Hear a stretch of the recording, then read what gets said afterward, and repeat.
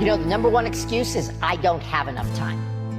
I always tell people there's 168 hours in a week. If you get 8 hours sleep a night, well, there's 50 plus hours gone. You still have 110, 112 hours left. If you work 60 hours a week, you still have 55 hours left to go do what's important to you. So I don't really buy the time excuse, but that's the number one excuse that I hear.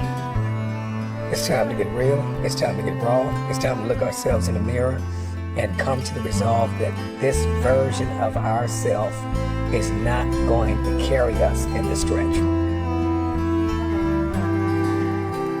That I've been this version of myself long enough that if I don't change, if I don't do something about this, then I'm going to find myself bankrupt. A man is rewarded in public for what he does in private. Discipline is the single most important thing that you can use when it comes to being successful. Motivation is fleeting. No one wakes up motivated every single day. The key to success that you're looking for, the thing that's going to make your dreams come true, is simple discipline. It's doing what needs to be done, even when you don't want to, even when you're not motivated. You're only disciplined once a week. You're only determined twice a week. You're only enthusiastic about the journey on Sundays or Wednesdays. And once you get a covenant, once you make a covenant with who you believe God has called to be, you say, you know what? I'm going to commit to this. You're going to put the blood, you're going to put the sweat, you're going to put the tears in, you're going to lose sleep, you're going to go days without eating, you're going to do whatever it takes to make the sacrifices necessary to manifest. We give up too early. If we just had a little bit of perseverance, if we just worked a little bit harder and just took it a day at a time, our dreams would come true. There are too many people in your life who have left you. There are too many people in your life who have counted you out. There are too many people in your life who have whispered in your ear and said you'll be worse off without them. Prove them wrong.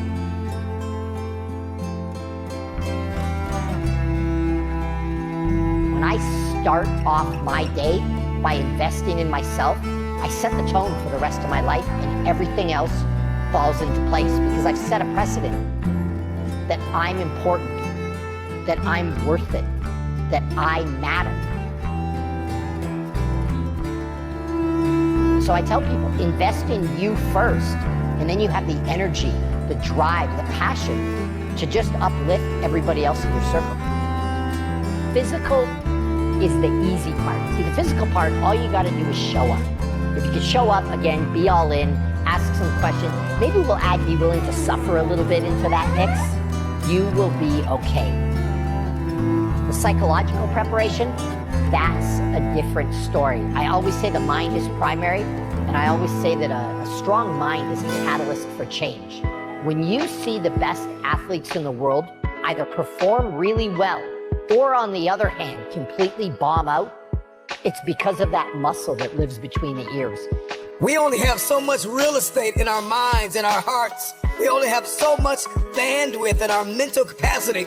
And the more distractions, the more delusions, the more negativity that we allow to take up real estate in our hearts and in our minds, the less energy we have to fulfill the call, to fulfill destiny, to manifest the idea. Everything that you think about, that you meditate on, everything that has to your attention has to be worth your time. So now it's time to navigate and do an appraisal of everything that's in our life, everything and everybody in our life. Time to do an appraisal and ask it and ask them this question: are you worth my time? If you're not, it's time to unplug. Time to unplug. Time to unplug. 3 rules Bobby Maximus lives by. Number 1, show up every single day. Number 2, when you do show up, you want to be all in. You want to be 100% present. And number 3, be curious. Ask some questions along the way. Don't be scared to admit that you don't know everything. And if you can learn a little bit, along with showing up and being all in, the world is yours.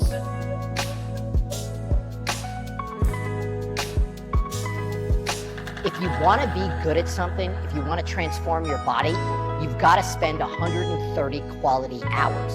And the next question I'm always asked is, what does that look like? It's an hour a day of dedicated practice for 6 straight months.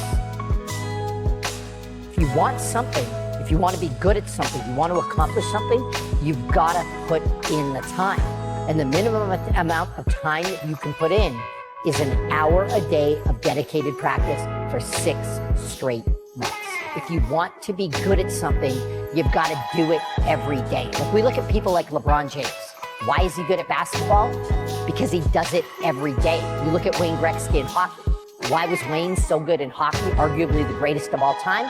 Because he did it every day. And so my number one piece of advice to people, if you want to be good at something, whatever that thing that you desire is, whatever your passion is, do it every single day. That's the real secret to success. We celebrate athletes and we celebrate critical thinkers and innovators and actors, and we praise them and coin them our heroes, and we follow them by the millions. We love what they do in public, but you don't know the story behind the glory. You don't know the blood, the sweat. You didn't see the tears that they cried, the prayers that they prayed, the countless weeks where they went without sleep to get where they are. When you see somebody that's successful, your gut reaction is to think they're lucky. They had a great trainer. They had it easy. If I was in their shoes, I could do it too. And the thing that I would want to say is, these people work harder than you can imagine. They show up every day. They do the work. They suffer. So when you see somebody on a screen, rather than criticize, be grateful. Rather than try to cut them down, maybe try to learn a little bit from them, because the amount of dedication that goes into that craft, a normal person will never understand. The secret of change is to focus all of our energy, not on fighting the old, but building the new, and specifically behind closed doors when nobody's looking, when no one is there to affirm you, when nobody's there to validate you, when nobody is there to agree with you. You build in the dark and you announce